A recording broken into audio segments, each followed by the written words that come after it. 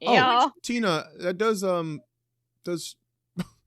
remind me of a question I meant to ask you. Did you choose this show because it has the most dicks of any show in television history? I forgot how many there were.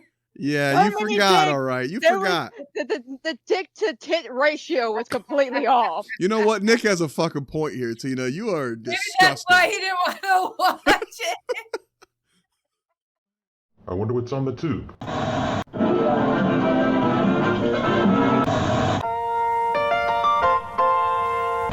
Welcome back. Thank you for being a friend. What you talking about, Willis? You are a meathead. Nothing for you.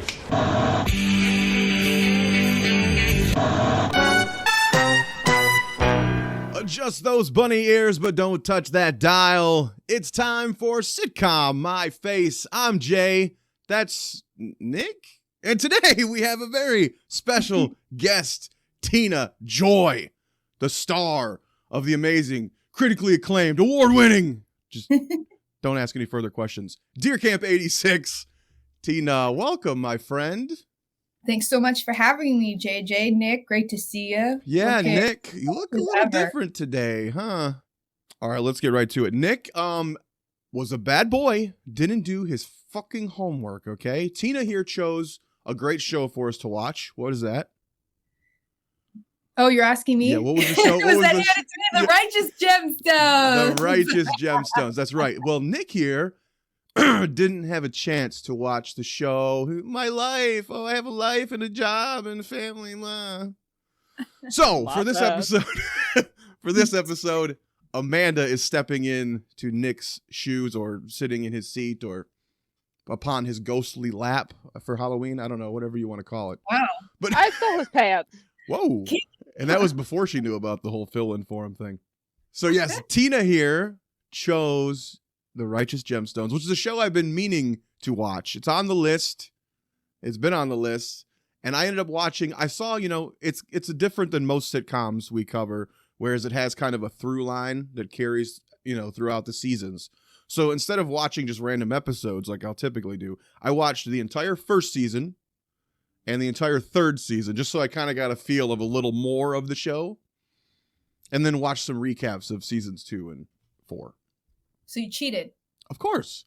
Well, yeah, like on a regular show, we'll watch like 20 episodes of it to get a vibe for it, but throughout the show, Yeah.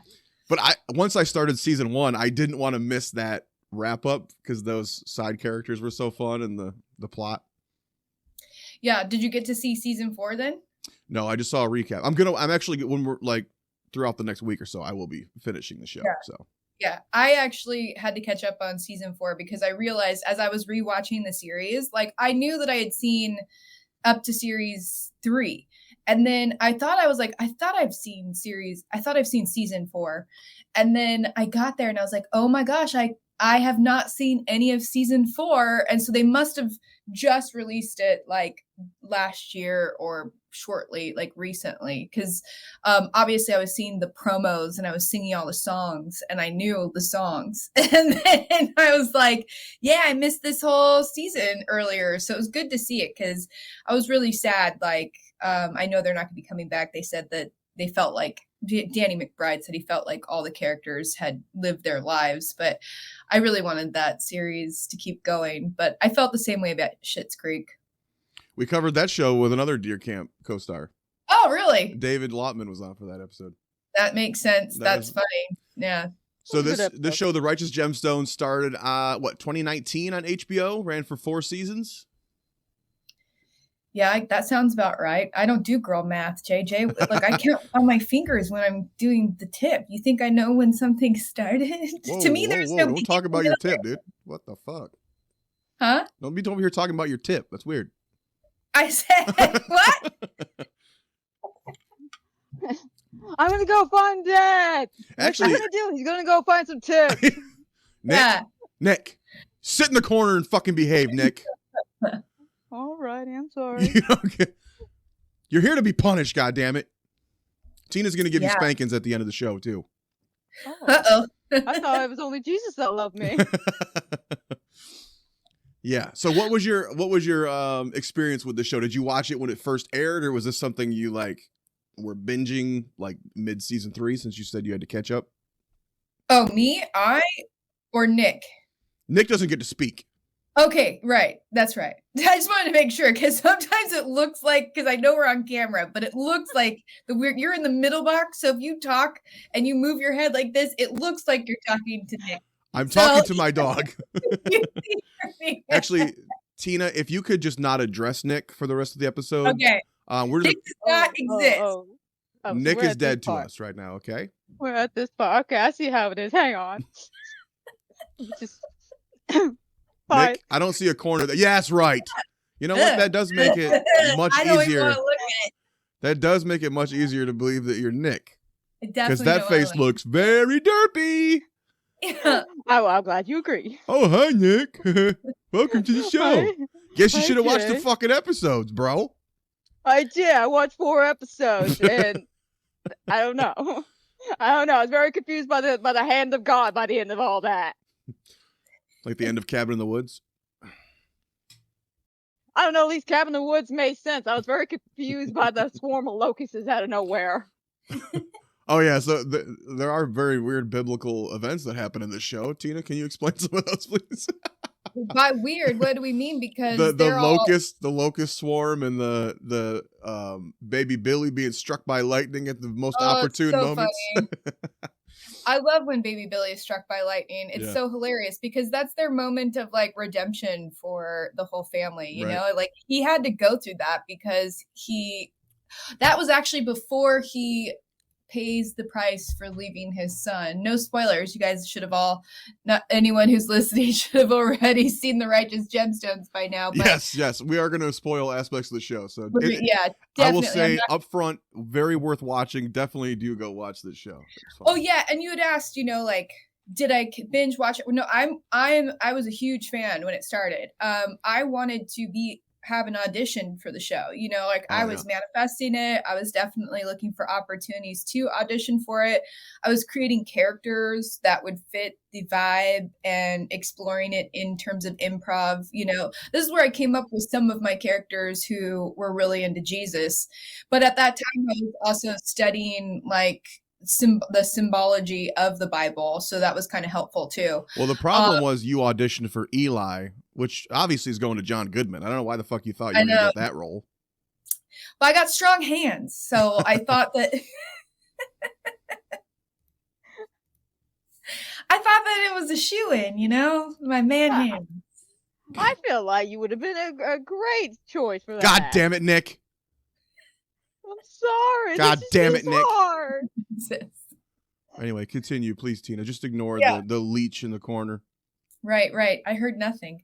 Yeah, but you know, John Goodman and Danny McBride, they're like, well, John Goodman obviously was a legend to me because I grew up watching Roseanne. Like that was one of the shows that I grew up watching every day after school, basically raised me. So that's what they should be paying for my therapy, honestly. I cannot wait to talk about the downfall of that show.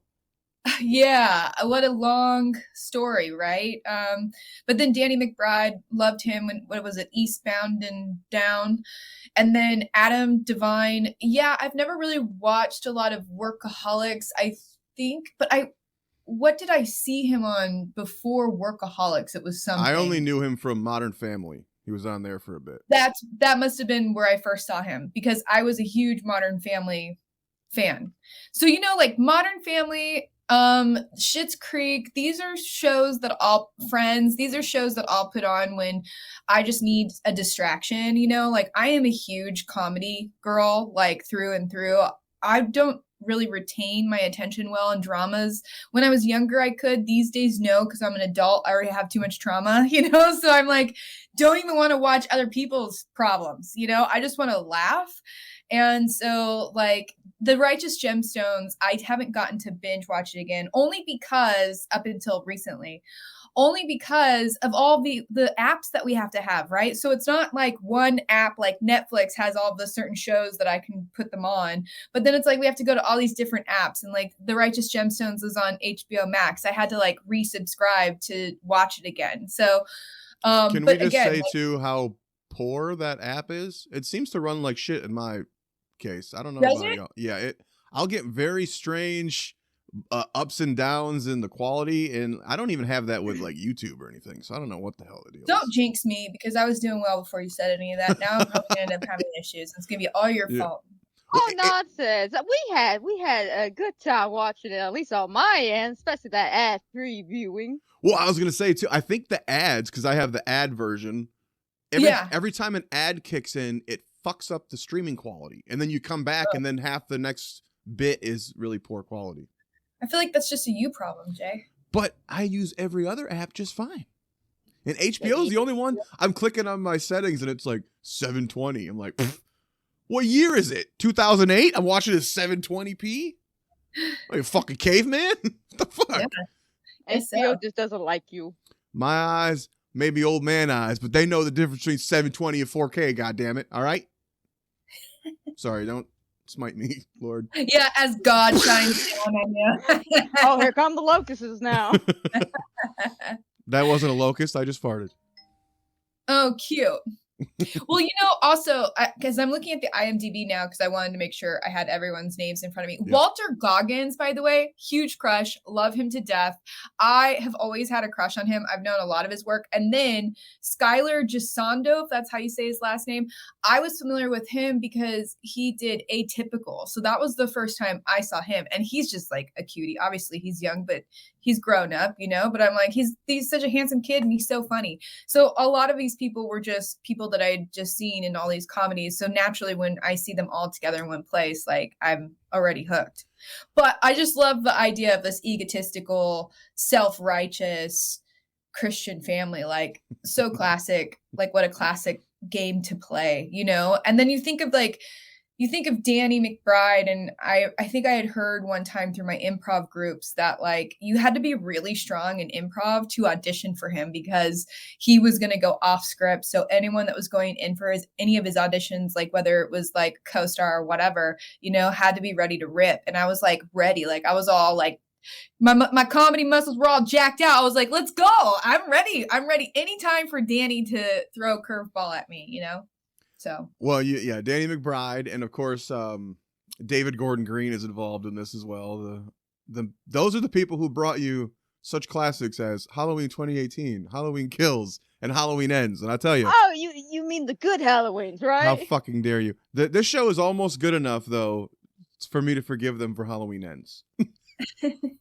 Just this close to forgiving you for Halloween Ends because fuck that movie. But this show, pretty good. Yeah. Yeah. And it's funny because a lot of the people from their Halloween trilogy show up in here. What do you mean? Like actors who are in those three Oh, movies. they show up in the show. Yeah. Scotty is in Halloween Kills. He's one of the gay couple that gets fucked up by Michael. His girlfriend on here, was it Lucy? She's also in Halloween 2018. That's very cool. So it's clear that David Gordon Green has like a roster of actors that he goes back to. I love that, because it's so competitive in our industry to have people that genuinely support you and bring you through into their other pictures, I think that's like, it's just so special. So I really want to become Kevin Smith's bestie so I can be in every movie he ever makes. Movie. Every movie he makes for the rest of his life. Yeah. Let's make it happen. I've only met him 6 times and we're still not besties, so. Well, the night's Kevin, still please. young. Hey, where we're at, can I call Mike Flanagan? I would love to be part of his crew, be his bestie.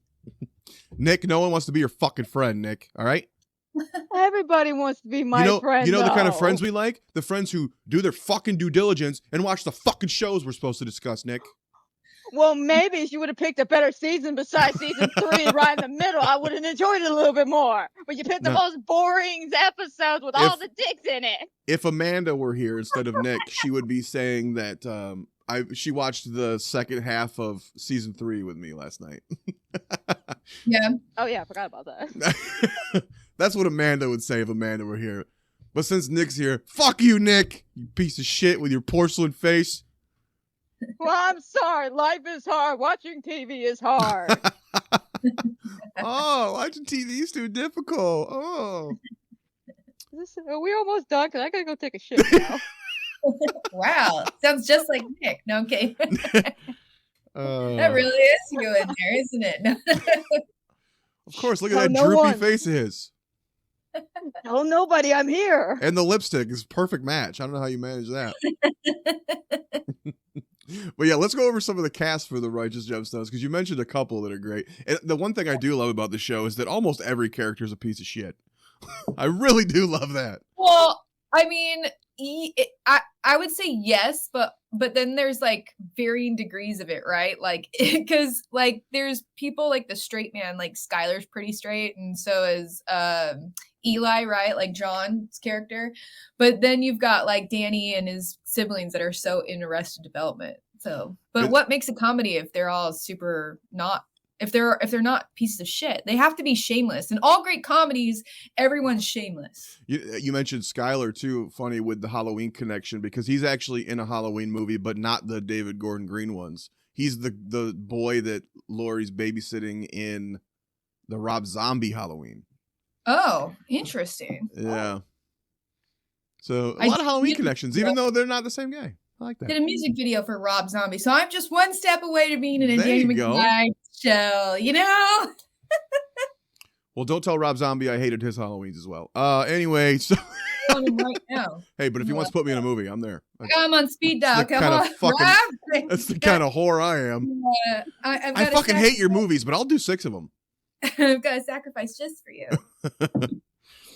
All right, so yeah, the main cast, John Goodman as the father, the patriarch of the family, Eli, Danny McBride as Jesse Gemstone, Adam Devine, his other son, Eli's other son, Kelvin, their sister, who is very unfiltered, Judy Gemstone. Yeah. Danny McBride's wife is played by Cassidy Freeman, who plays Amber. BJ, who's very funny, Tim Baltz. Keith, probably my favorite character on the whole fucking show. I didn't realize his name. I didn't realize his name was spelt like that either. Keefe. Yeah. Played by Tony Cavallero.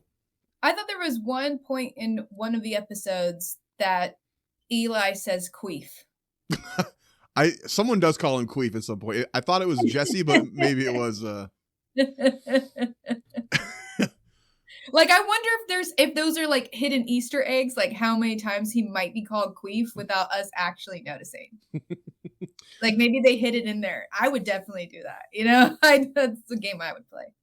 The writing on the show is very good. There's some very like dumb jokes that I don't know that are for the masses that really made me laugh. Like I'm a huge like Tonight Show fan, and there was a bit where it must have been season 3 when Jesse's taking over the church from Eli, and his wife's talking to him like, you know, don't beat yourself up. It's gonna be tough in the beginning. You know, you're taking over.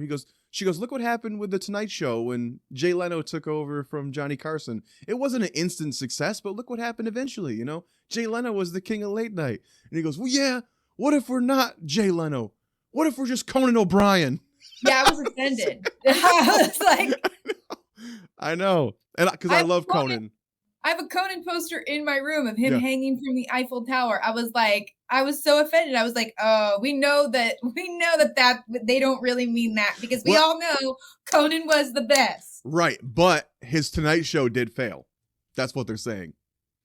No, that isn't what happened, though. We know that's not what happened. He did. You want to get into the Jay Leno being a prick aspect of that? I want my show back. That's it. That's what happened. Well, you know what happened with Coco was the pandemic. That's how you know you're a true fan. You got to call him Coco. I know. Once the pandemic hit, because I had friends that worked for him, he was already starting to say like, it's time to transition, you know, like this whole TV thing doesn't seem like super sustainable. He was already moving to like podcasts and the internet and stuff. I thought he did a great job. I did too. Conan's my absolute favorite, but they said his ratings were very poor on the Tonight Show. They're liars. I'll never believe it. It's a psyop. It's definitely, no. They're gaslighting us and trying to turn us against him, and I won't do it. You hear? I read The Late Night Wars, which is a fascinating book on the whole aspect of. They did one with the Letterman thing, and then they did a second sequel with the Jay Leno. Oh, I haven't heard of it. Yeah, it's great.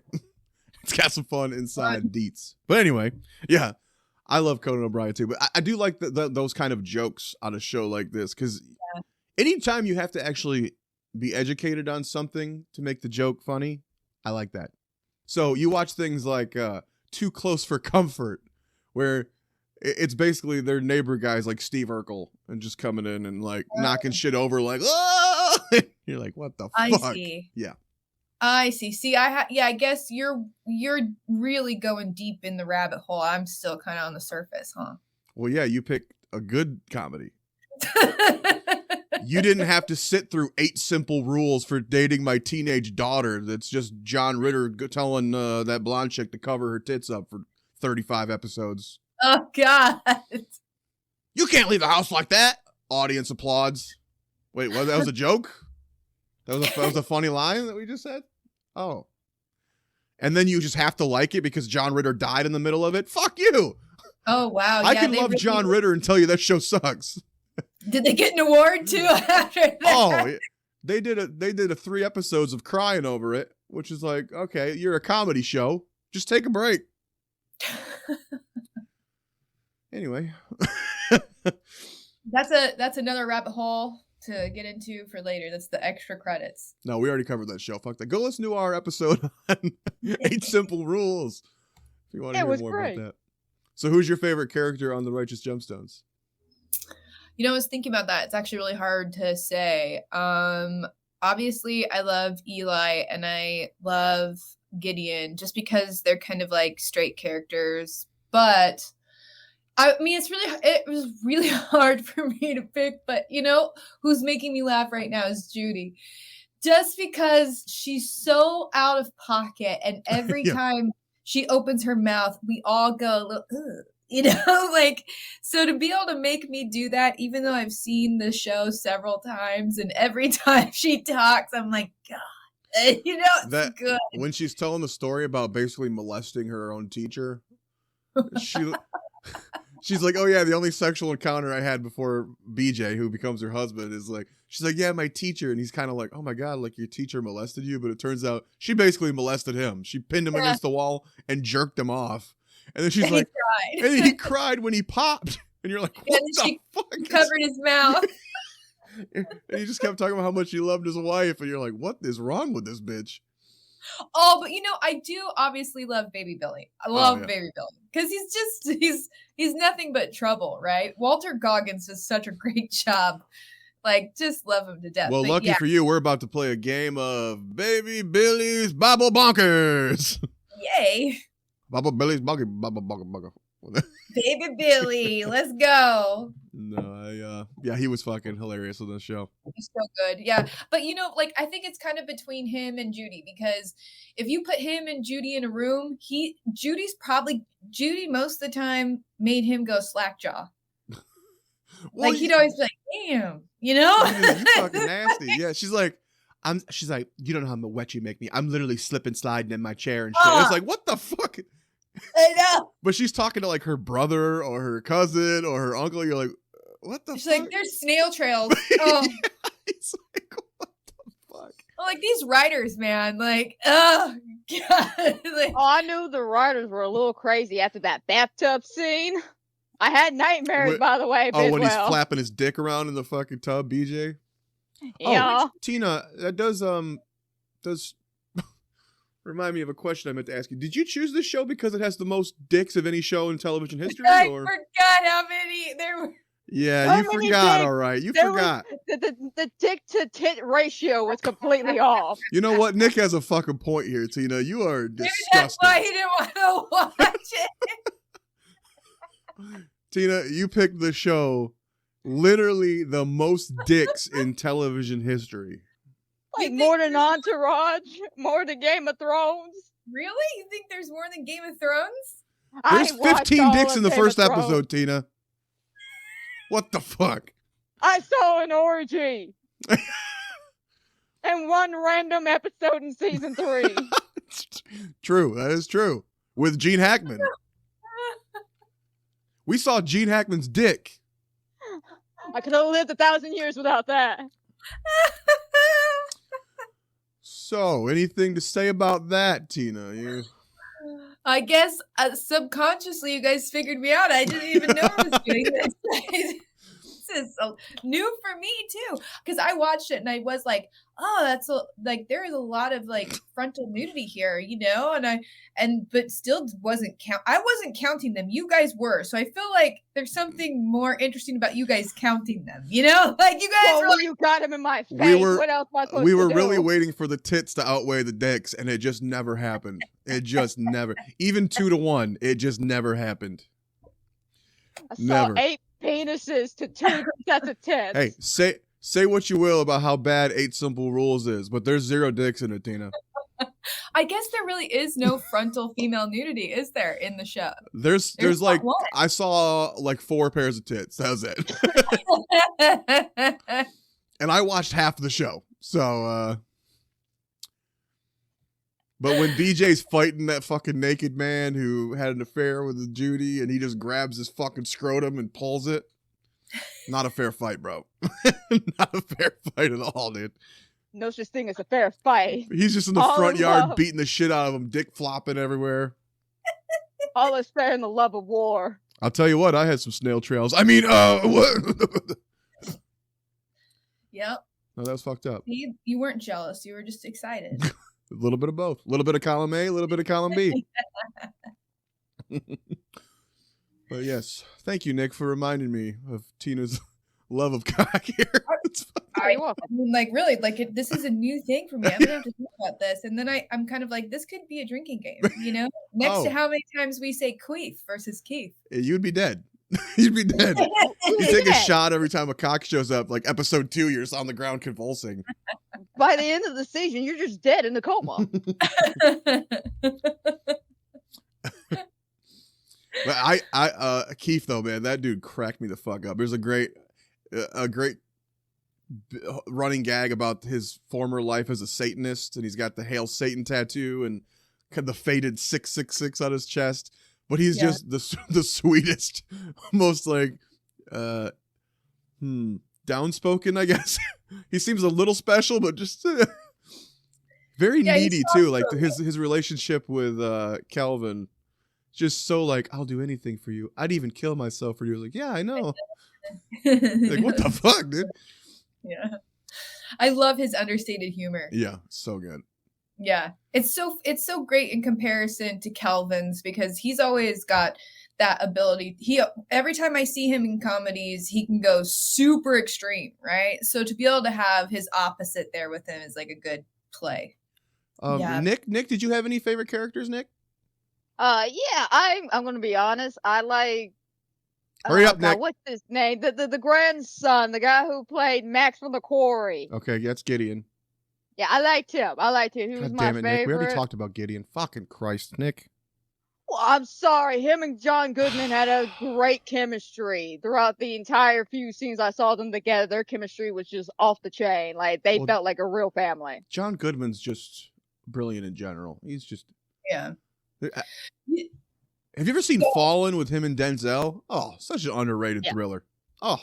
I think I may have, because I've seen a lot of Goodman stuff. But you know what I thought was funny too is like I think it's season 4. Season 4, when he has his hair grown out. I was like, he's looking like the dude, because he was in it. And I was like, I wonder if he felt like that. Like, I would ask him that question is like, did you feel like you were the dude Lebowski when you did that last season? I never thought about it while we were filming Deer Camp, but you know how many reviews I see that say that my character Buck is trying to be John Goodman from Big Lebowski? That's a compliment. I know, but no, because most of them were like, he thinks he's John Goodman. He's no John Goodman. I'm like, I wasn't trying to be John Goodman. I could never be John Goodman. But looking back, I do go, that might be a little the glasses. I mean, I don't know. It's kind of like, doesn't his character come from Michigan? In Big Lebowski? I know he's a war vet. So, but I feel like his character is from Michigan, but maybe I'm wrong. Maybe. In Dude Lebowski. I have a Dude Lebowski candle where he's like a saint, I have very few like things that pedestal celebrities, but the celebrities that I do pedestal like in photos and stuff are usually comics and funny people, like all the clowns or mugshots. Like I got Prince's mugshot and Frank Sinatra's mugshot in here, and then it's all comedians and comics like framed on my walls. Just a bunch of clowns. There's a bar here in West Michigan where that's their whole theme. All the walls are just covered in celebrity mugshots. Yeah, that's fun. And they have a jail cell you can take a picture in.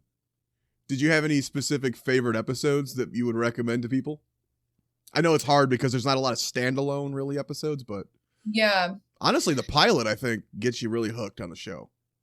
I mean, I think it's one of those things you can't miss that first season, you know, like sometimes we can say, oh, it gets better by the third because it's really slow. I don't feel that way with this, but obviously I'm biased because it's one of my favorite comedies.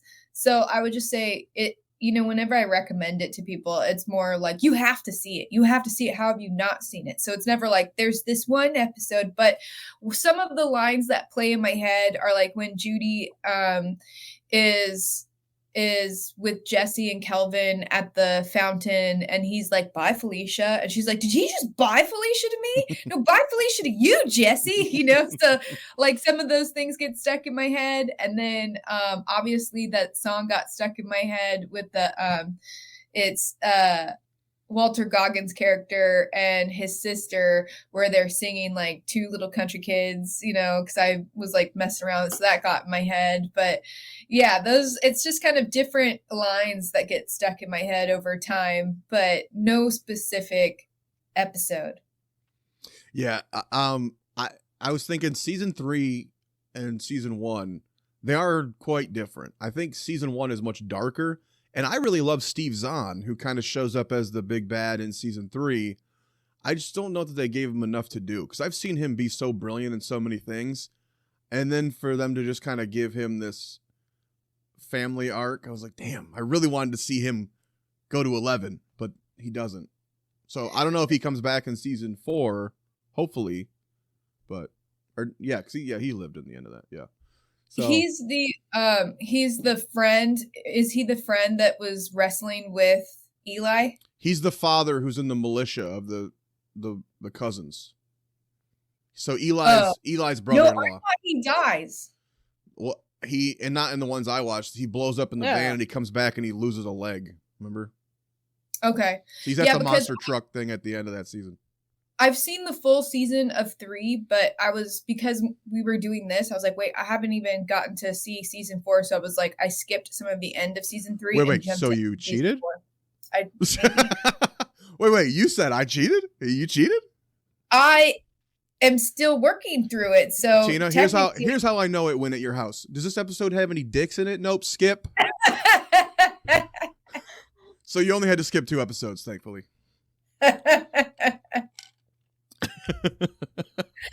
Well, we've seen him play so many characters, right? Like he was in Forgetting Sarah. Was it Forgetting Sarah Marshall or Saving Silverman? Yeah, something like that, right? I fucking love him in Saving with Jack Black.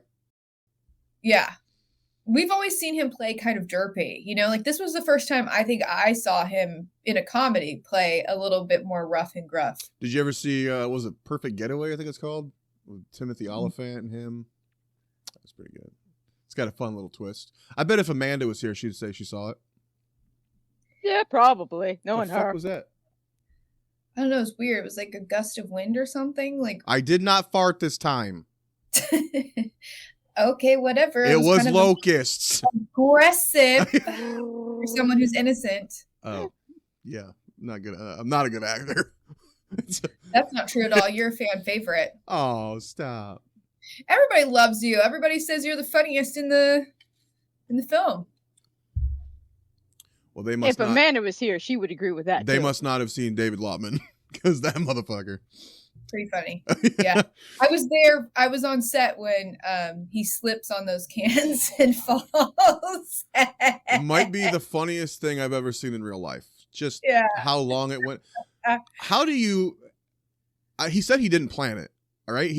I believe that. So he goes to kick this can. He slips in the mud. His gun, the end of his gun, pierces the can. He gets up. He has the can on the end of his gun, which is now pouring muddy water onto his head on accident. Yeah. That was the most brilliant fucking outtake. Right. Oh. But at the same time, you have to give it to everyone that was on set too. Nobody laughed. Oh, you hear that? You see it in the bloopers in the end. We all just slowly. But you still were able to get the shot, right? Like that's what I think is so brilliant is even though that was a really great moment for him, it's still a team thing because if anyone would have laughed too soon or not held it, like that just wouldn't have been the same. I didn't get the next line out. The next line was, I'm going to need that pop gun. And I said,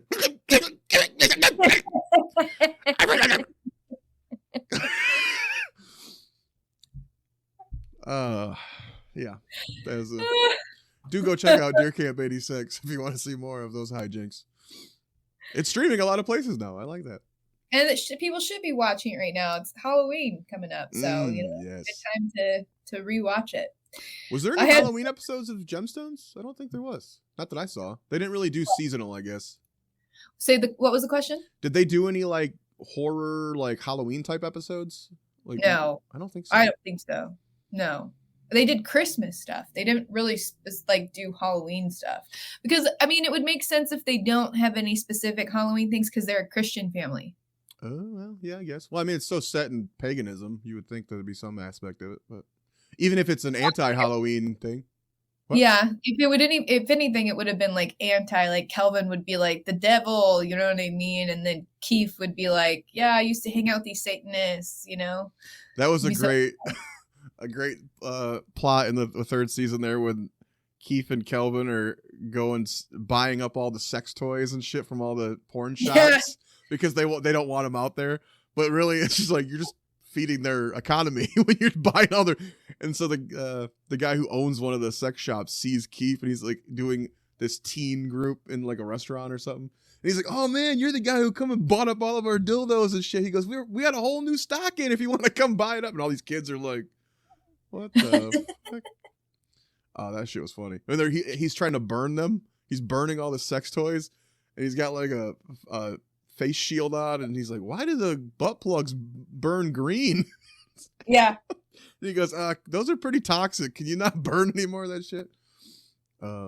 Just so there was stupid. One of my favorite lines too. I don't remember who was about to shoot Jesse in the head, but it's like maybe season 1, and he's standing by the pool because it's like the first time that they kind of get like where we start to realize that they have this stuff happening to them that they could be blackmailed for, right?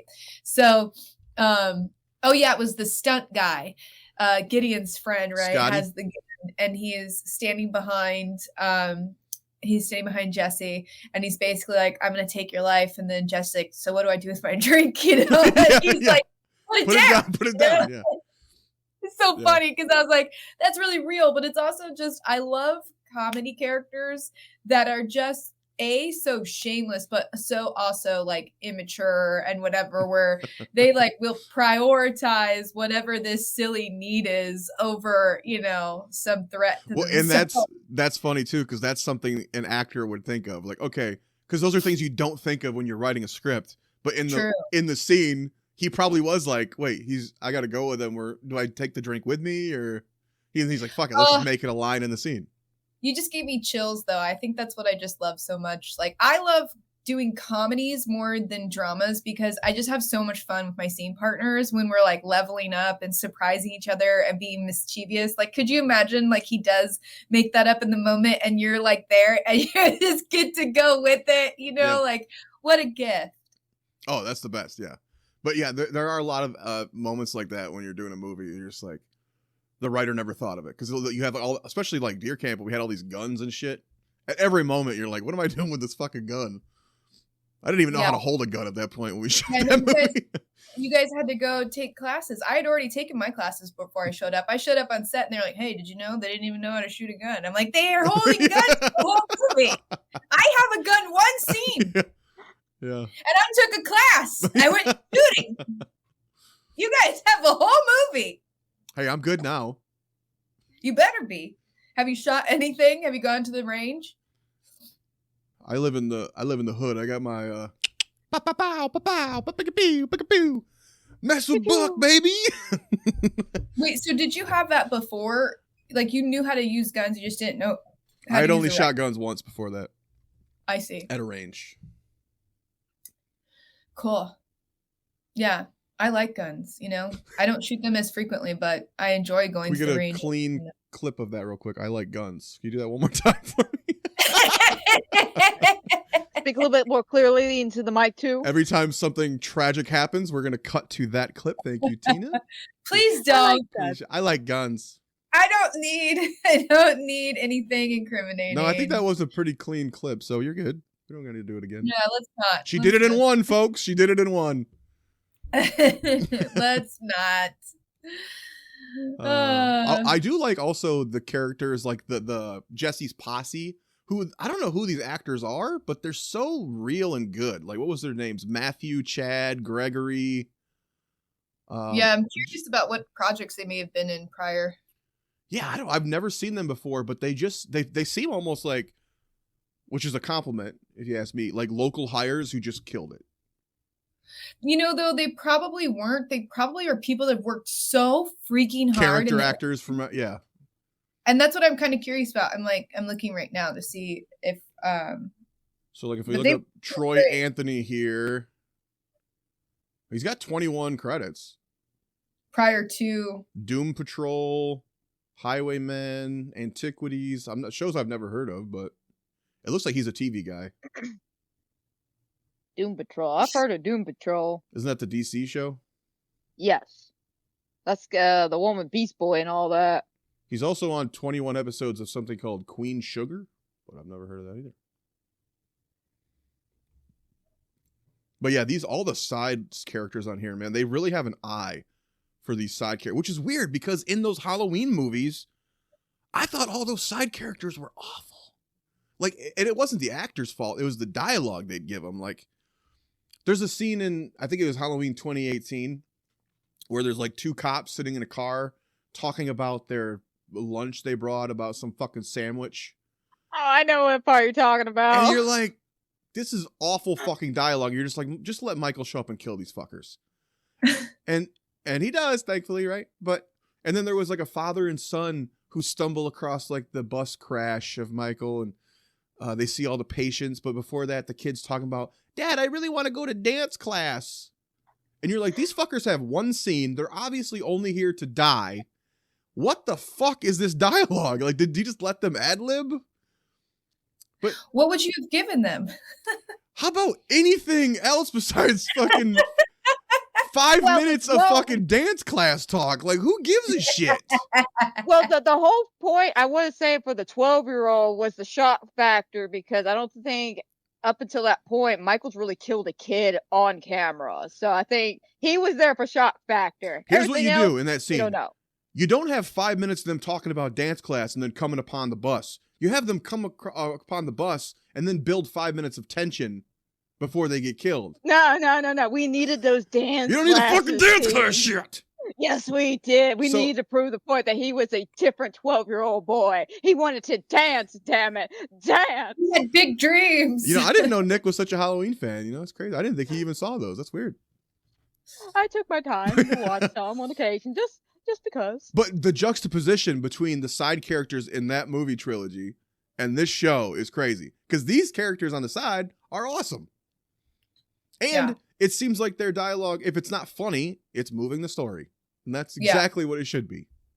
I kind of feel like we've seen that play out a little bit more in comedies throughout the years. Like Superstore 9 did that, right? Or Cloud 9. I think it's Superstore. I always get it confused. Cloud 9 or Superstore. That's the TBS show, right? The store is called something. I think it's Superstore or Super Center or something like that. I think it's Superstore.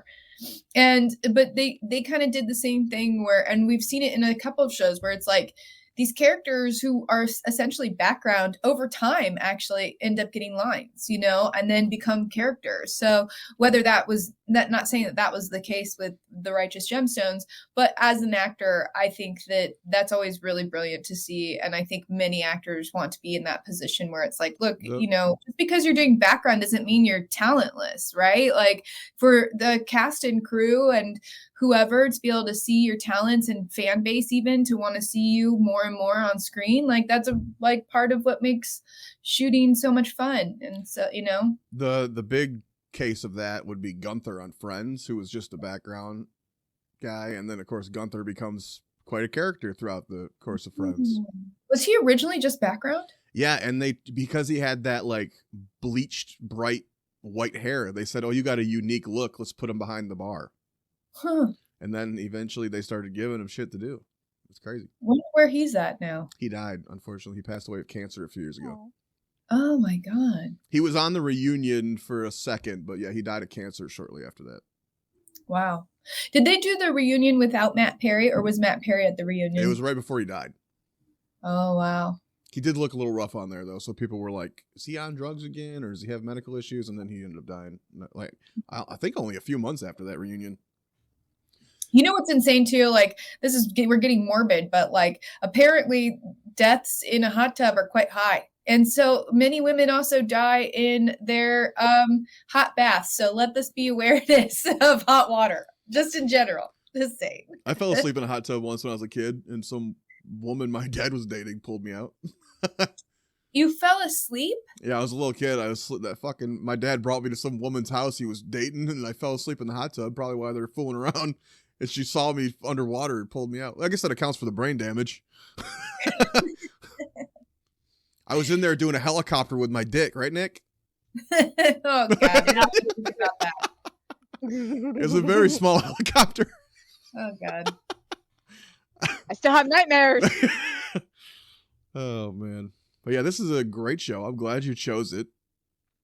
I'm glad I finally get to knock it off the list, and I am going to finish the other 2 seasons.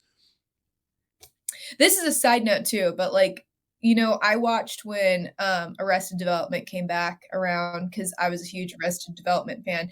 And I watched when Curb Your Enthusiasm came around. And I have to say, like, Curb Your Enthusiasm was the only show that I felt like maintained the tone of the original like seasons, you know. I didn't feel that way with Arrested Development. Like, they had changed so that drastically. Came back to what, like Apple TV or something when it came back? What was that? When that came back, what did it come back to? Like Apple TV or something? Are you calling me old? JJ? No, what the fuck? I said, hey, Arrested Development was on Fox. Yeah, I think it was Apple TV. Yeah. I've never But had now it's Apple Netflix, anything. right? They have it on Netflix now. Netflix? Who has Netflix anymore? What do you have? I have whatever I need to have for this podcast. I switch every fucking month or two. Yeah, that's right smart. now. I have HBO for the next 4 months because I got a deal on it, and then after that we'll move. You know, so we're gonna be doing a lot of HBO shows coming up here on the pod. Probably Curb Your Enthusiasm. That's one of my favorites. Have you seen the whole seasons, like all of them? I've not seen at least the last one, maybe the last 2 because I didn't have HBO. But I've seen, what is there, 12 seasons? I think I've seen at least 10 of them. I have all of the DVDs they put out so far. Oh, really? And the complete series is coming to Blu-ray soon, or just did, so I'll be grabbing that at some point.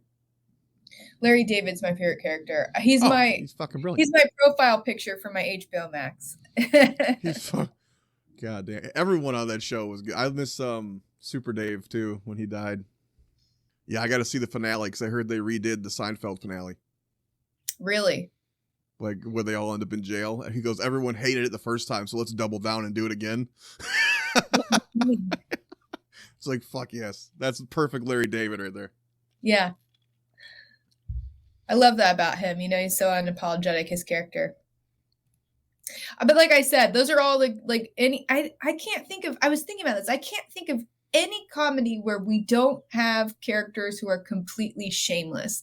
I would feel like Friends, they were not super shameless, but if you think about like Always Sunny in Philly, Arrested Development, Curb Your Enthusiasm, I guess the only shameless character is Larry David's character, but like the Righteous Gemstones, they're shameless. Well, if you go back to classics like All in the Family, the patriarch Archie Bunker, it was basically every episode was him versus everybody. He was a man with a heart of gold, but a fucking his tongue would get him in trouble.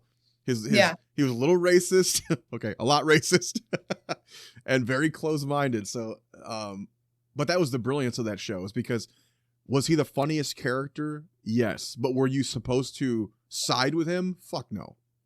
You know, and that I think that's what kind of made those spin-offs not work as much. Like when the whole family leaves the show or gets killed off because it's the Archie Bunker show now. He's the only one you're left with, and now you have to side with him. So he can't be as racist and as horrible because then he wouldn't be able to hold the audience, you know? Mm-hmm. Because they even killed off the wife on that show in the spinoff so that he could have his own show. And then he's like, they had to put a little girl on the show to make it, rejuvenate it. And it's like, you're kind of getting away from the part of the show that we liked, Yeah. That kind of shit. I think a lot of older shows had that, where one character can really speak his mind and everyone else tells you, the audience, why he's wrong. Uh-huh. I guess you see that like in Lucy. Yeah, I Love Lucy, one of the greatest shows of all time. Yeah, it's everyone is sane except for Lucy, and then the shit she gets Ethel into. Yeah. Yeah. Yeah.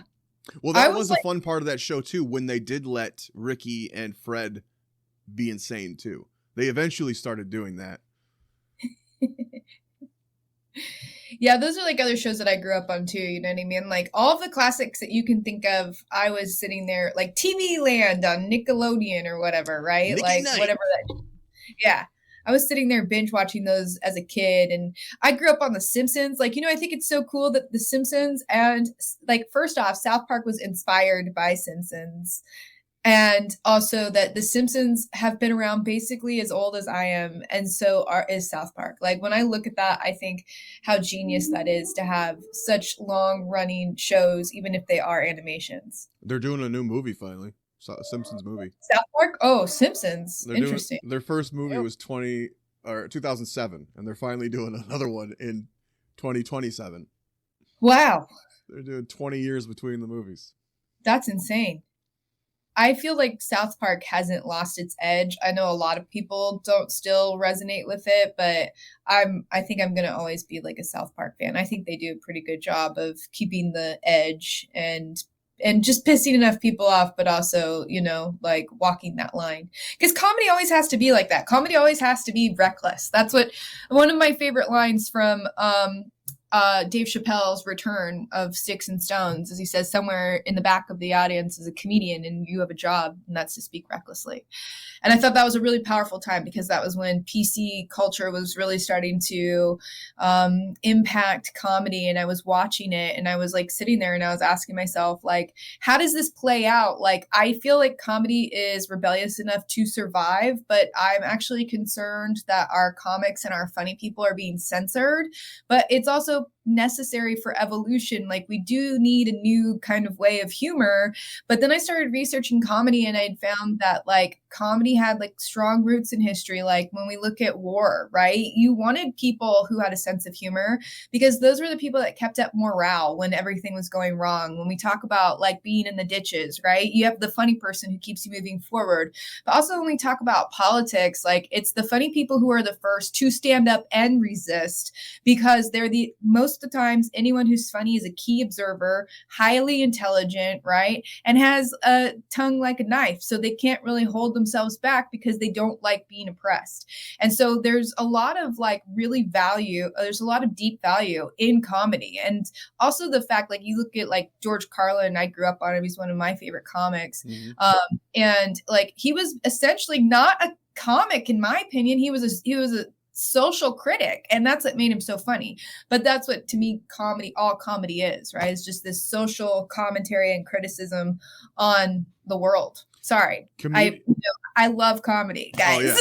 Oh, yeah. Well, George Carlin too, I heard a fascinating thing before, that comedians who were around when he was practicing, because he would do these huge HBO specials that were so precise and written and perfect, the way he worded things.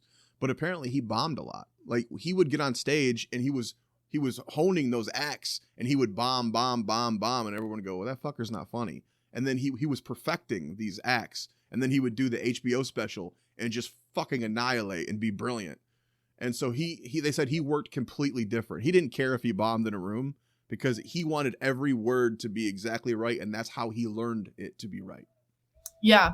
Fascinating. And I think that, I don't know if you've done stand-up. I did a couple of classes and then performed, right? So I'm no stand-up comedian. But I've been in stand-up comedy, like working in comedy clubs since I was 18. It was like one of my first jobs next to Hot Dog on a Stick. And I've been in the scene for so long. Another thing full of wieners. Interesting. Yeah, it's true. Interesting. I'm learning a lot about you today. I see where the joy comes from in Tina Joy.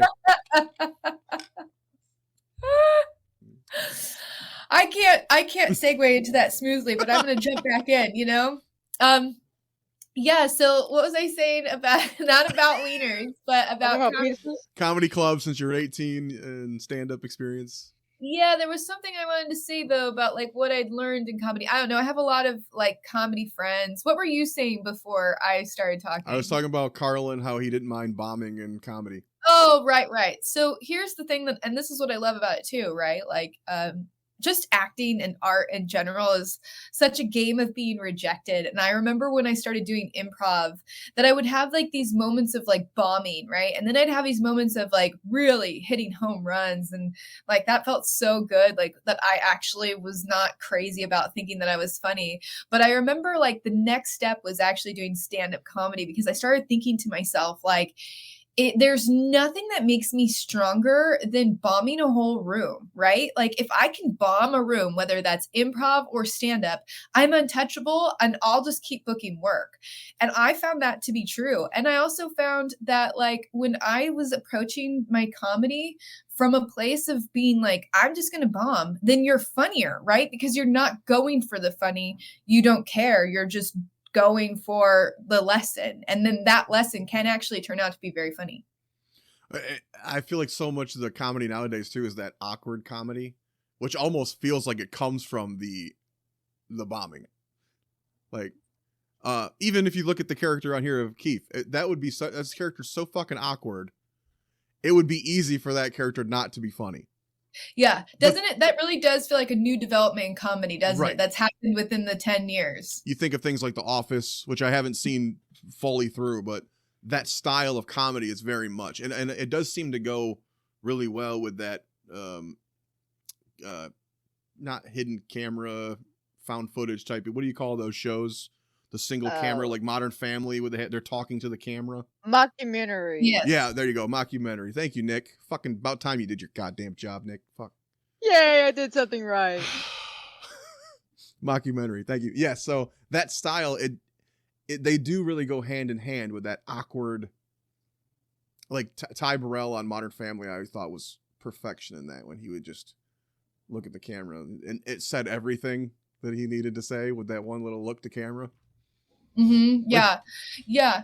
I have to agree with you. That's something that I've worked on over time is, you know, I'm so obsessed with comedy, like from physical to dry to whatever, but I've found myself really exploring those really like small moments, you know, and also I've seen a lot of comedy moving towards like the kind, sweet character. Like it's hard to describe, but it's this gentleness. It's not like, because you know, comedy before oftentimes was very loud, aggressive, abrasive. Jim Carrey, Robin Williams.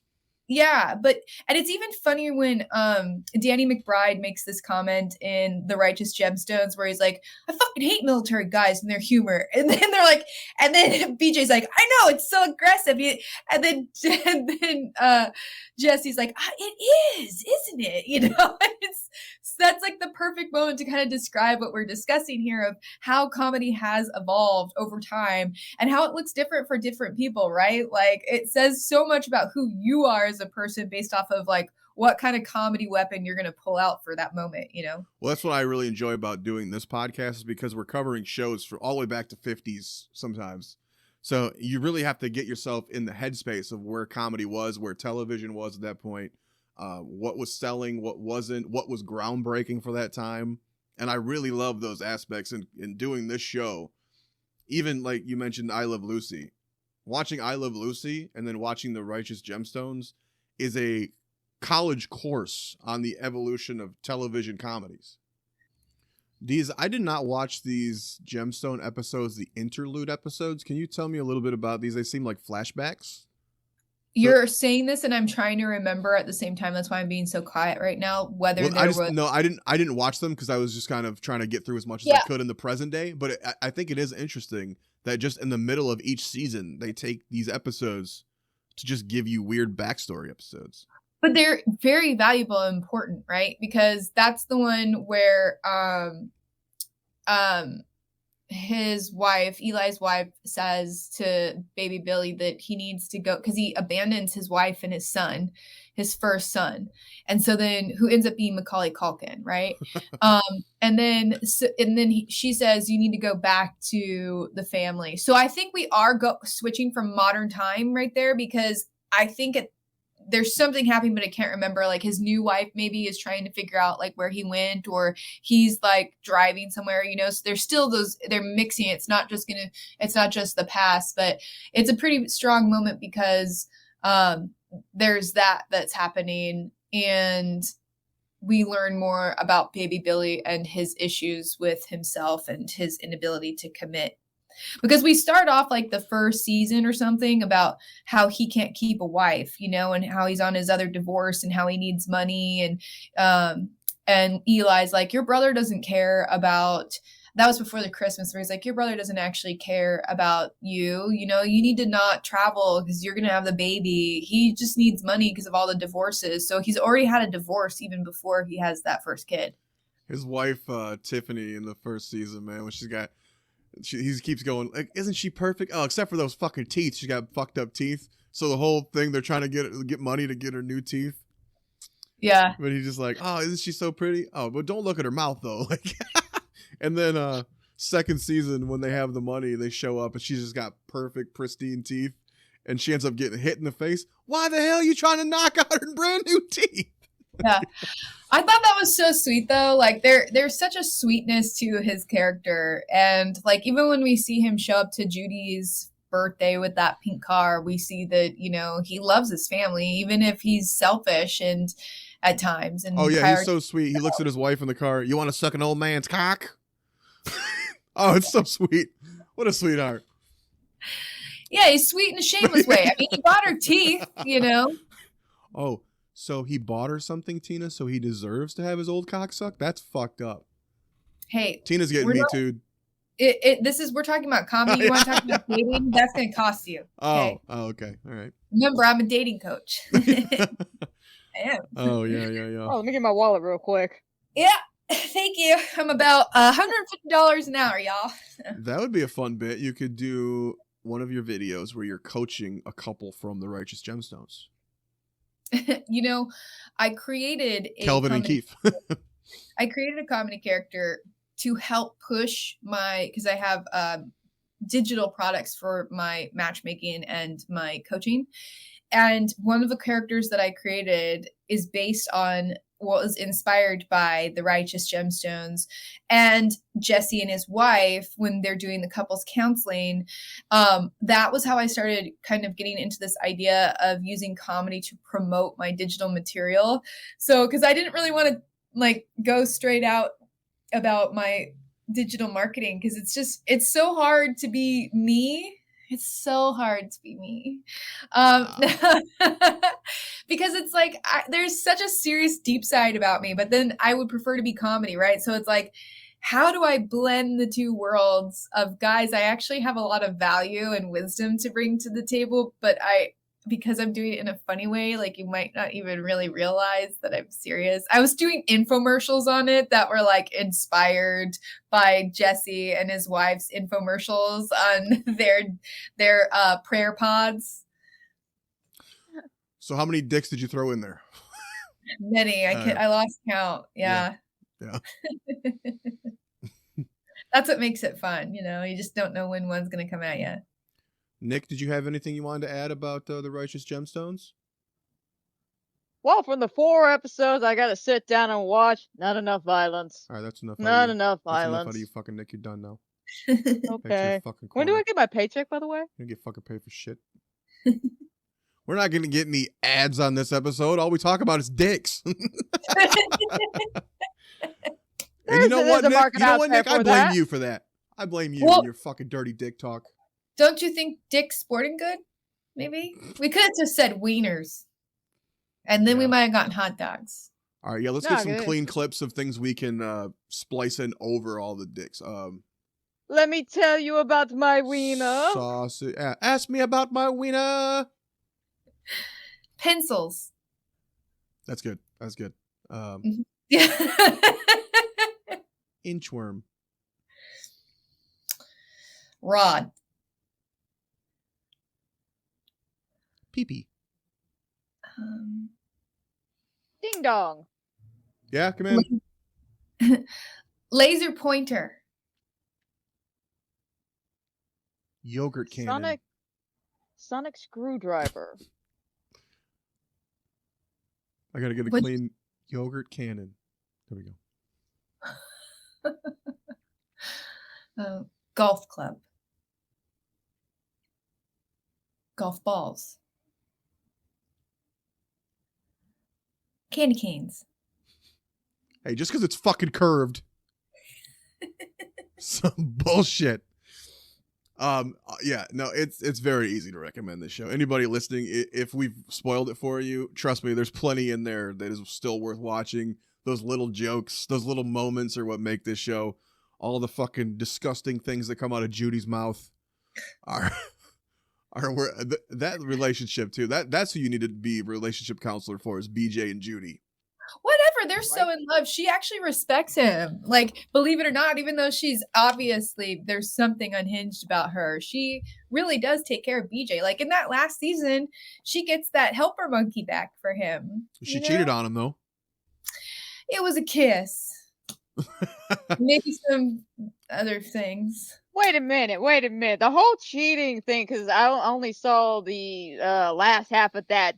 Was there an actual affair? Because I thought, didn't she say she jerked him off? Maybe she jerks him off. I think she said that. I think she said that. Kisses him. I think she said my no penetration affair is what she said, or something like that. Yeah. They dry hump. They dry hump. Yeah. That's right. Because he was talking about dry humping the shit out of her.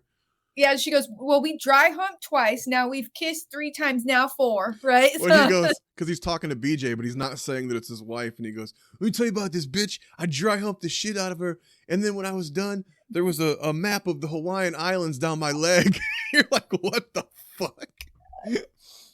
Yeah. You know, to be Judy and have to say some of those lines, man, with a straight face, like the snail trail thing, like when she's like, and I left it on the seat, like, and it was, and I feel so bad for oversetting. Yeah, nobody should have sat on that chair after me. You're like, do you think they wrote that in, or do you think she was just messing with them? Because that's one that I could totally believe that she was just like, I'm gonna see what I can get away with and see it until they crack. That's Edie Patterson, right? What else was she in? Is she in? That was the first time I've seen her in anything. Oh, she's in Vice Principals with him, with Danny McBride. Oh. She was in Knives Out. I don't remember her in Knives Out, but.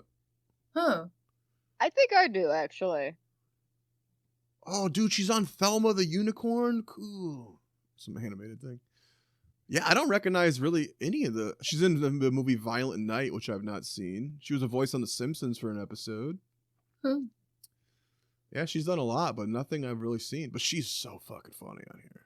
She is. She's a voice in 2 episodes of Mike Tyson Mysteries. That was pretty funny. So maybe it was like after they did the teacher show or whatever, they became friends, and then maybe like he was like, she's the perfect person for my sister. Yeah, I didn't realize until getting HBO for this review that Danny McBride is like the king of HBO. I didn't realize he had done so many HBO shows. Yeah. I've only seen Eastbound and Down and then Righteous Gemstones. So he did the teacher one. He did Vice Principals, I think it's called. Vice Principals. Because I'm thinking Bad Teacher with What's His Butt from Always Sunny. So he must have some kind of good ass deal with HBO, or his shows are just so successful that, because I've heard Eastbound and Down is great.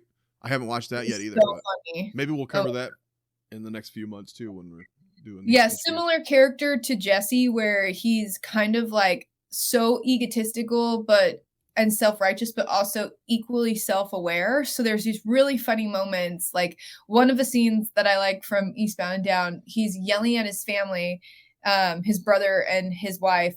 And he's like, I don't mean to be yelling. I just, I'm talking very loudly and I feel a lot of emotions right now, and he still looks like angry, and they're all like, yeah, okay. Like, because he was a famous baseball player. So he's obviously struggling with his ego, but it was just so funny how how he makes that character self-aware. It's the same thing that he does with Jesse, which I was laughing to myself, I think yesterday or something, when they were like, there's just these different scenes with Jesse, and you know, people will be like, you're a good guy, Jesse. And he's like, yeah, I am a good guy. Or he'll be like, or even Kelvin would be like, you know, because I'm a good guy. Like, you know, it's like the way that they take these compliments and then start using them against people. I think about it. I'm like, how can I use that in my real life? And no one's going to know what I'm doing, but I will. And I think I'm going to think it's so funny. It's like the first season too. He's just beating the shit out of his kids. He slaps the shit out of those kids. Yeah. You're like, damn, all right. What was it? The first scene, his son comes in and says, like, give me a kiss, you pussy, or something. He tries to kiss him when he's sleeping, and he calls him a fag. He's like, don't talk to your father like that. He slaps him in the face. You're like, what the fuck? But then you see later on, Eli, I think it was Kelvin, he slaps across the face. Yeah, but and you're like, oh, okay, it's a family thing, yeah. With his weak hand. That's what's even funnier. He's like, goes with the right, and then he slaps him on the left. There's another scene that I kept playing over and over in my head. This is such a small one, but it's like Judy getting pissed off at Calvin, and she goes back and like rips hair out of his head, and he's like, ah! You know, it's just like, again, one of those moments that they burn in my brain, because as a actress, like, I think like where if I've stored that in my bank, because somewhere I'm going to use it. You know what I mean? Like, I don't know when, but it's in my bank. It's in my brain bank. I do love too, like the aspect of the mother who's passed.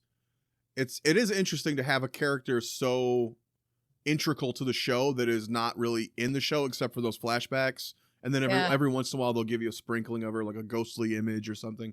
But, the mother backstory really is kind of the backbone of the show, because Eli is trying to live up to what he believes his dead wife's expectations would be.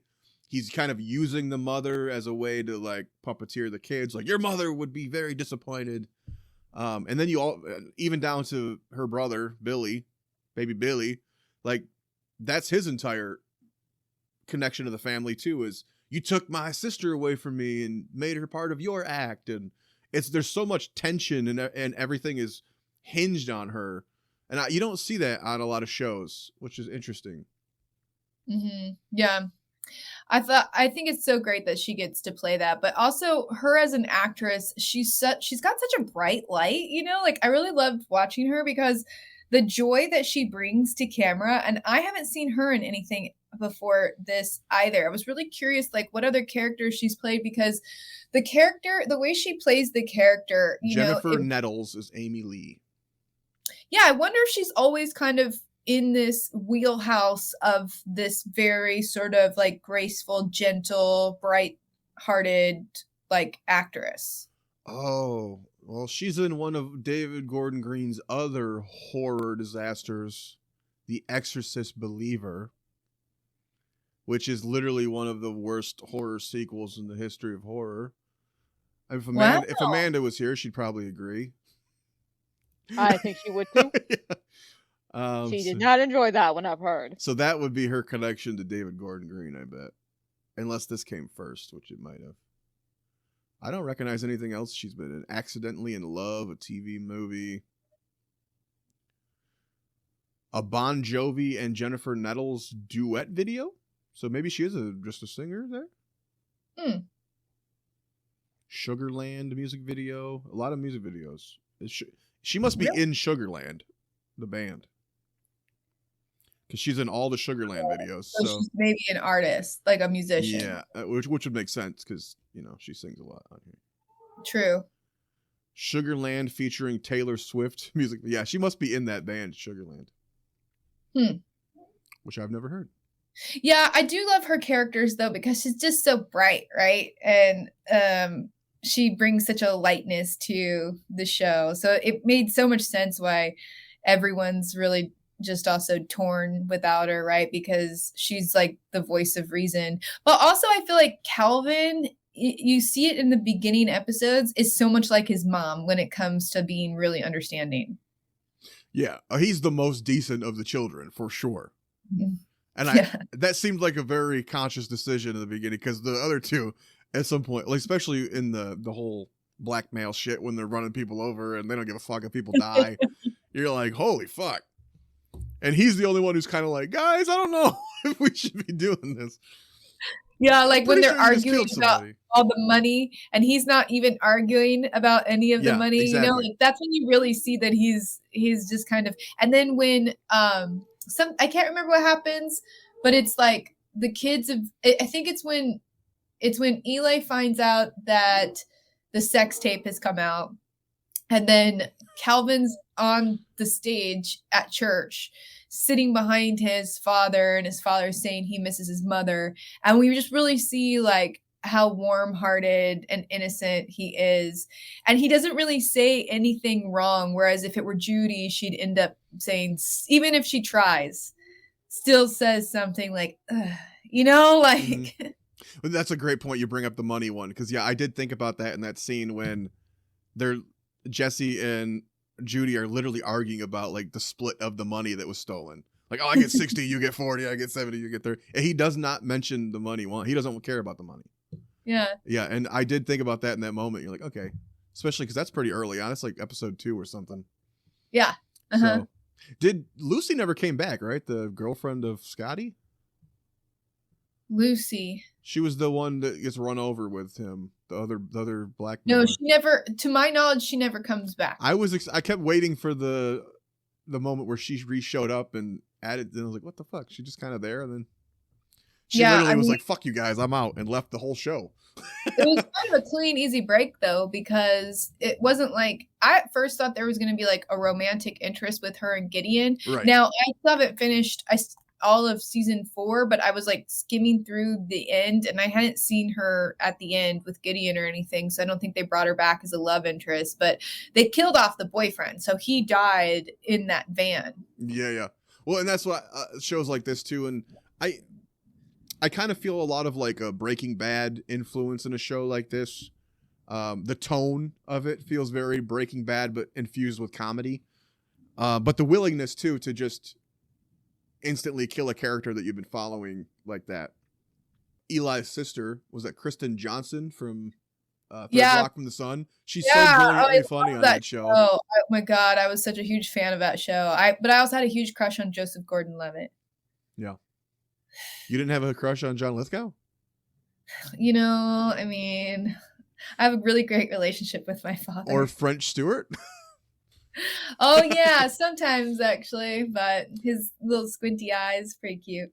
But no, she was shockingly understated on this show too. She plays it very real on here, which again goes against expectations if you've seen her on Third Rock from the Sun, because she's huge on that show. Like, yeah, you know, she's done so many comedies. Mm-hmm. That was the first time I saw her play a more dramatic, serious character. But you know, also too, I believe that the best drama actors are some of the best comedic actors. Like, if you're really good at comedy, you're going to be great at drama.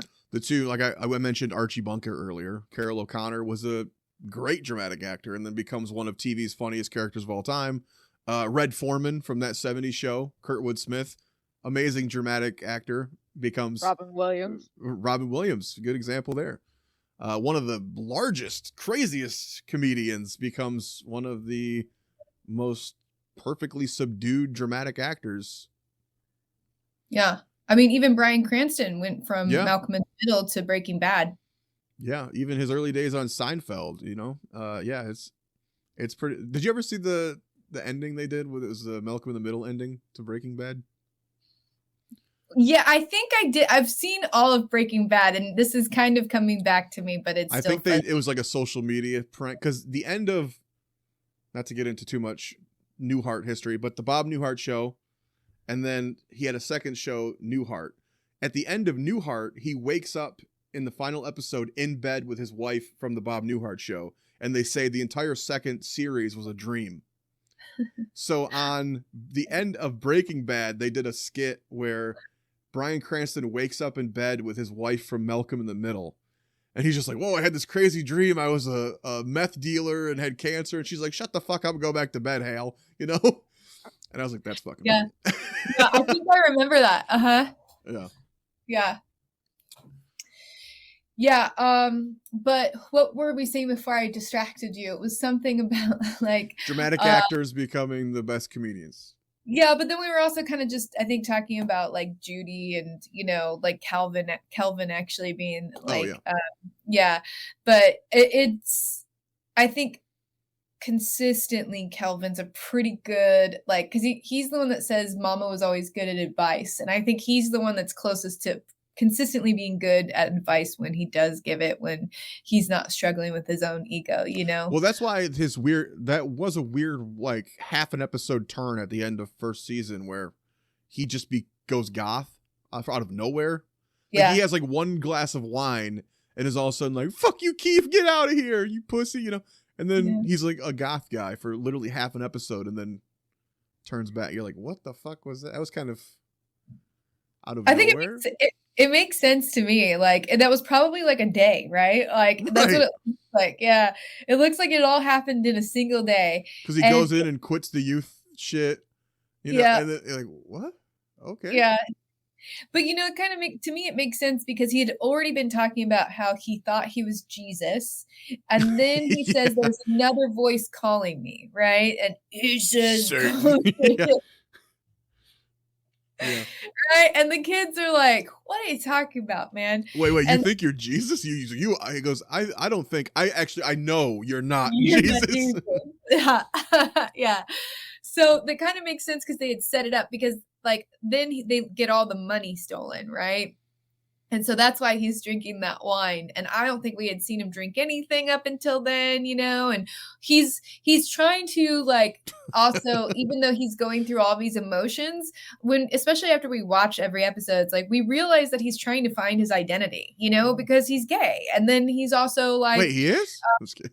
he's also like, I think he's also torn sometimes between being really kind and really like sticking up for things because he's not a pushover, right? But there's times where we see him get really humiliated because he does have a heart, and then he has to go in and redeem himself, so this was just one of those ways where he gets the pie thrown in his face, and then if he weren't even in that darkness, maybe he would have never even ended up like going back to find Keith, who knows. But I do like when he gets mad, he does become just as petty as the other siblings, because like I forget what they're arguing about in their little room with their giant fucking golden pictures on the wall behind him. But he gets upset about something. He's like, "That's it, I'm leaving." He goes, "I'm voting no on everything for the rest of the day." And he goes, Jesse's like, "Well, the next thing we're voting on is donating to the women's shelter." He goes, "Well, it's a no." They're like, "Fuck off." Just to be petty. I vote no on all your shit. One of my favorite scenes is it's like around that same time when they have like they've built their thrones, right? And basically like all the other churches need to have this meeting with them, and then they get in this fight of throwing shoes. Oh yeah. That was good. It's so funny. And then I just thought like what that would be like to be in the scene that day, like everyone having to throw shoes at each other, but also getting hit. But also he's like karate chopping shoes out of the air. I know, it's so funny. And then what's his name who plays Jesse? I'm looking right now. So Danny McBride? No, Adam Devine. That's right. So Adam plays Devine, the Kelvin. Yeah. Adam Devine kind of has, to me, Jack Black eyes. Jack Black has these like mischievous, like monkey little beady little eyes, right? It plays so well to comedy. So there's these times in Righteous Gemstones where they're doing a close up on Adam Devine with his little monkey little face, and he's like freaking out over something or he's doing something. And I just laugh so hard, like especially if he's like mocking someone or hissing or something, because it's just the way his face is. Like, yeah, he has great reaction shots. There's a lot of him just giving the Jesse or Judy will say something insane, and he just the side eye like, "What the fuck did you just say?" Yeah. I even love that meme with him and what's his butt from that High School Musical where he's like, "We don't rally each other up. I'm not rallying him up. We're not rallying each other up." Like I would love to be in a room with him playing comedy, because he's gonna set the bar and then you get to like reach it, and he's gonna keep going higher and higher. Like that's what I imagine they all do that, but he just has that level of intensity in his face and his energy that makes him seem like he's so fun to play with. I think whoever did the costume and the wardrobe on the show probably had a blast too, because His outfits were insane. Like just weird ponchos and huge sweaters and beaded necklaces and the fucking. I love too when he plays the Satanist, his pants squeak. And he's like the emo jeans he's always wearing. Oh, it's so funny. Oh, it was such a great detail when he's getting frustrated. He's trying to walk away and his pants like. Yeah, he's wearing like leather, right? Leather. It's not even leather. It's God. that like really stretchy, like whatever it is, latex maybe. And then they also get to costume all the Satanists, which is probably a blast with their fucking crazy makeup and their goddamn spiky hair, blue hairs. Oh yeah. Yeah, I could see why you wanted to work on this show because this looks like it was a blast. Oh my God, I know. I'm still praying for the day that I even get any kind of comedy that's like remotely close to it, you know? But like I said, I was a fan of Modern Family. I would have killed for that. I auditioned for Superstore. And I remember going out for that audition just thinking like, oh God, like the fact that I even got an audition for it was one of my happiest days, you know? And then I also auditioned for Kidding with Jim Carrey and I was pinned. And they were like, producers pinned you. And I was like, who, Jim Carrey or Jason Bateman? You know, like, because they were the producers and it doesn't mean that they did it, but it was still like my dream of like, you know, even if I don't know these two people personally, my dream of like who they were to me as these comedic archetypes, think I'm funny. Possibly like Jim Carrey or Jason Bateman might actually think I'm funny. Like, oh my God. I had a psychic tell me one time, you would rather be funny than have a boyfriend. And I was like, wow, that's actually pretty accurate. Yeah. What if you could find a boyfriend who thinks you're funny? I would love that. But usually, you know what happens in a lot of my relationships with men who find me funny? They usually get really jealous and competitive. Ooh. So I actually prefer dating more serious men because are these industry men? Like, are they also in the industry or are they just normal men? I predominantly date people in the industry because it's kind of hard not to, or I date people that can be an investor because you're still talking about high pressure kind of stuff, you know? But I've found that also humor can be weaponized against you. So a lot of people think they're funny, but they're actually abusive, right? Like I've grown a lot in my humor. Sorry, so can you pause right there, Tina? Nick, shut the fuck up. Shut the fuck up, I'm Nick. sorry, I'm having deep thoughts here. Your face is drooping, you piece of shit. All right, anyway, continue, Tina. You're Yeah, talking about abusive people? I just wanted to join in. It's been a long time since You were talking about abusive men? It's okay. I'm used to the verbal abuse by Nick, God damn it, Jay Nick. all I the swear to time. fucking God, Nick. Okay, Tina, continue. It's been a long time since I've got to make someone the butt of my joke. I love it. You know, I can feel all the adrenaline coursing through my veins. I'm powerful. You know what? Again. Fuck it. Go ahead, Tina. Take it out on Nick. Go. Yeah, Nick, you little twat licker. Okay, don't compliment him. Don't fucking Nice compliment. compliment. I appreciate that. Don't compliment him by calling him a twat licker. What the fuck? God. You my hobbies. say your S's with a lisp. How dare you? No, I don't really mean that. You know, I'm sorry. Do you need me to pay for your therapy? Did you just No, fucking apologize to Nick? That's not what we're doing here. Nick did not watch The Righteous Gemstones. Nick is going to pay for this bullshit, okay? I mean, I agree with Punish that. me. Punish me for Hey, not whoa, watching Nick, this don't show. enjoy it. Don't enjoy it, all right? She said, Well, ooh, punish me. Pinky, you know? Yeah. I mean, you are supposed to act like you don't like it, though, if you want to keep going, Nick. Just My saying. safe word is Oh, harder. okay. Oh no, please don't do this to me. Oh, harder. Yeah, Don't hurts do it. so bad. Stop. I can't handle it anymore. You're like Bill My Murray heart in Little Shop of cannot take Horrors. it. Ooh, that stings. Yeah. Anyway, you're dating? Yeah. Well, What a segue. they don't stick around long, but they have been trying to steal my Tupperware, which is weird. I found that a lot of men get, you know, it appears, I don't want to create it, but it appears they get competitive with me. And I find myself to be really funny, right? Like I've got a lot of different ways of playing humor, and I'll do something and I know what I'm doing. And then they're like, did you write that yourself? Or did you heard that from somewhere else? And I'm like, really, man? Really? Like, you don't know that I'm this funny, you know, that it's that I wrote that I did that's coming from my brain. But I'm very careful when I hang out with funny people because I've just, you know, my family's really funny, but they're also really mean, you know? And then I get really aggressive, and I've had men who will use humor as a way to make me feel terrible about myself. And I tell them, you don't want to play this game, right? Like, cause I will embarrass you in front of everyone and everyone's going to laugh. You know, I've done it so many times my whole life. Comedy was the way that I survived, you know, from getting bullied at school to getting bullied in the industry. You know, like anytime that I did not have a voice, I made a joke at someone else's expense. But because of having grown through it, it's like I can't be around people who are just constantly like using someone else as the butt of their joke, and men love to do it to me. And I'm like, this is not going to end well for us. We're going to start throwing hands because I'm going to be like, you think that's a joke? Yeah, I do the same thing, like conversational jabs. Like you get a jab, I'll give a jab. I'll go light at first, but if you keep pushing, yeah, I can get pretty fucking mean too, and I will be a fucking asshole, and I will make you cry or I'll make you pissed off. Yeah. It's like you get like 2. I'll give you 2. After that, coming in, baby. Yeah. Oh, yeah. You want to play, huh? Let's go. Yeah.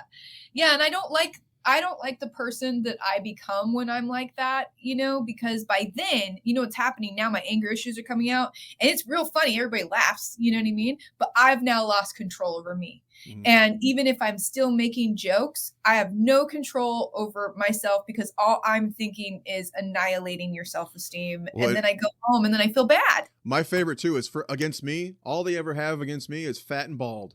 After that, you're fucking done, baby. In your mind, get the fat and get the bald out of the way because you about to go down. And I've been hearing that my whole life, so it doesn't even affect you anymore. Yeah. You think, oh, yeah. You got the fat boy. Oh, here we go. Yeah, that's kind of how I feel about a lot of jokes that get made at me. You know, it's like people don't see you as like someone who's had a hard life or challenging experiences. You know, it's like I've just had my face kicked in so many times that it's like, I can tell. Yeah, no, it's the huggy look right here, isn't it? Yeah. Yeah. But, you know, in dating, I don't know what it is. These guys keep trying to take my Tupperware. I'm like, I even went on TikTok. Why are you sending them home with leftovers? I know that is my fault. They don't need leftovers. Well, at least you know your place in the kitchen. Oh, right. I'm not dating anymore, though. I'm done. I'm taking a deep break, and that's coming from someone who's a matchmaker and stuff. Like, I don't even really want to talk about dating. Like, my dating advice is to don't do it. Don't do it. I choose happiness. Whenever someone asks if I have a girlfriend, I go, no, I choose happiness. Because I fucking hate being told what to do, and I hate doing things I don't want to do. And guess what women always make me do? Things I don't want to do. But guess what? You'd be surprised how many men do it too, right? Like I was dating a guy who I really liked, you know, and he comes into my house and he's like, he needs to throw something away. And he's like, where's the trash can? And I said, oh, it's just right outside the door. Cause you can see I live in like this historic building. It's very small, you know? And he's like, why is it outside? God. And I'm like, why are you freaking out, man? And then these men, they hang out with me or they come into my house and they have all these judgments or comments about how I design things or where I put things. And I'm like, you sticking around, cowboy? Because as far as I know, you're just passing through town. You know what I mean? Like, what are you doing? I know. I fucking hate so men do it too. It's these people that are just so self-absorbed, right? That they think that they could just come into your life and start controlling everything because they don't even know how to control themselves. This will all be in the bonus clips.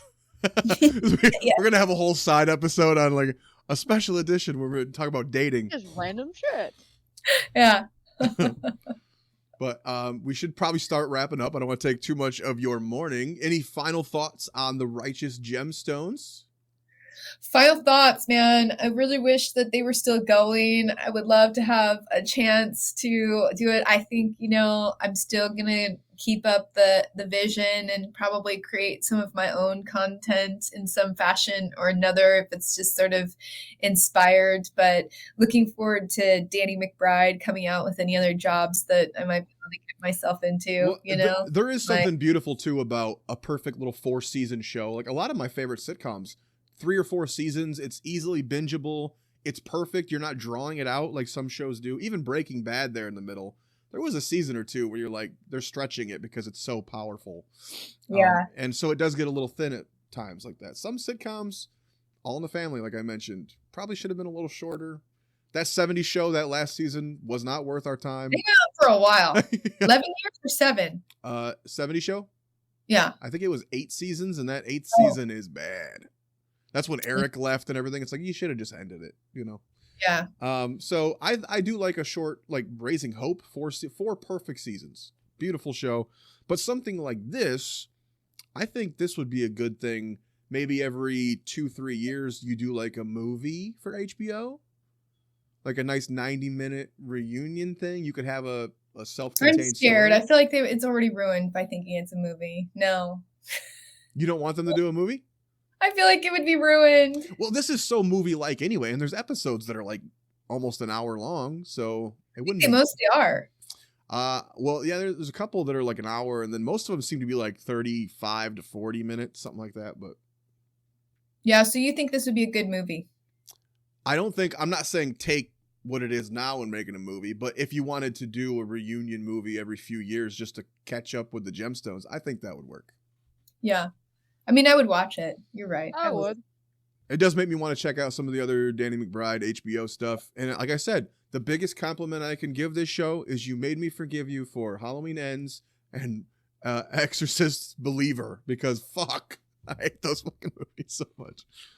Anyway. That's so interesting too, like to go back on those movies and see, like, it probably wasn't intentional, right? But like to see if there was actually any kind of like comedy, like that they may have been just like, it doesn't matter. Because when we talk about like horror films, that like horror films make really great money in the industry, as do like action films, but it's even better when you can make the horror film a comedy, right? So it makes me wonder if any of that, from looking at it from a different perspective, could be as like this maybe dry comedy that was like happening, that maybe only someone who was creating it was like, I think that's so funny and corny.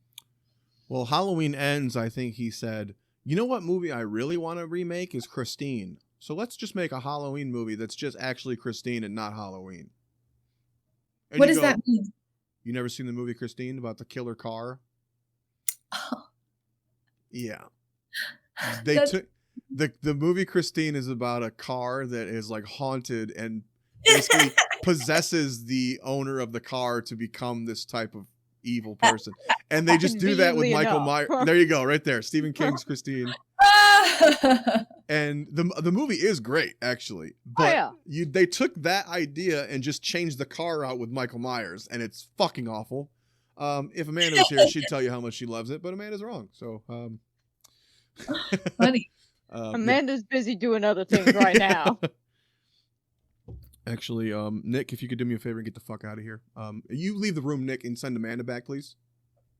All right, hang on. Fuck, I'm so glad that piece of shit is gone. I'm glad I made him sit here as punishment to, oh, hey, Amanda, how you doing, bud? Hey, how's it going? I just ran to Nick, by the way. He says hi. Tell that motherfucker to eat shit.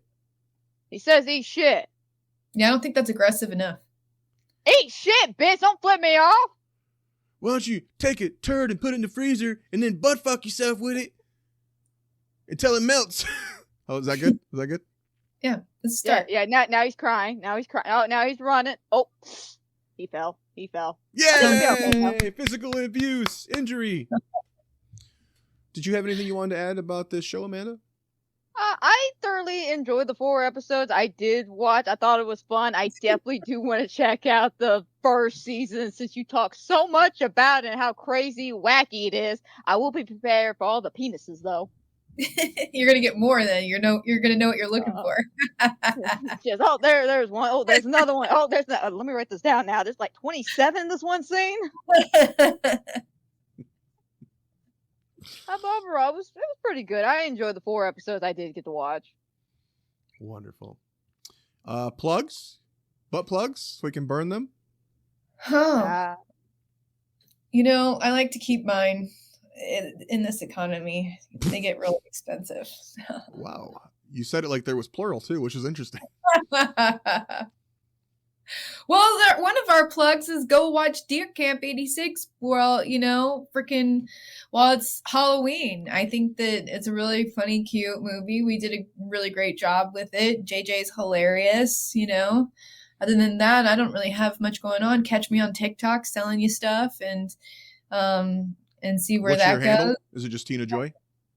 Yeah, I am Tina Joy. So that's going to be for TikTok and for Instagram. So, I'm looking to build things in different ways on social media and kind of lean more into comedy. So if anyone has any comedy troupes or stuff that they're doing online, sketch crews, I'm looking to get into that because I'm about to rebel against corporate acting at this point and just go balls to the wall independent. There you go. Fair enough. Fight the power, baby. I wore my clown shirt just for this, to represent my freedom. Auga, honk, honk, honk. Look, I have clown core. Look at my Crocs. Whoa. I got these in Michigan when we shot Deer Camp. You had to fit right in with them 14-year-old girls. I had to make sure I blended in Michigan, You didn't. No. Well, here comes fucking Hollywood coming through the woods of Scottville. Amanda, would you like to plug anything? I mean, you just got here, so it's, Sure, I'll go ahead and plug in my YouTube channel because currently we're doing a Resident Evil marathon to kind of get all hyped up for Resident Evil next year in February. We're currently in the middle of 7, and on Halloween we should be wrapping it up. Should be a spooky time all the way around. I definitely say come on by, check it out, because you never know what's going to be happening there on the channel. And AmandaPlays93. There you go. And if you want to find more of this podcast, you can find Sitcom My Face, a situation comedy podcast, anywhere you get your favorite podcast. It's clear Tina didn't know that's the name of the show she was on. She said, what the fuck? You can find me at Bidwell Fogg on all of your social medias.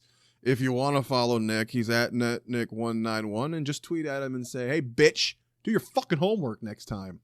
Yeah. And so, It pays me to show up. yeah. And until next time, I hope you will sitcom my face. Good night.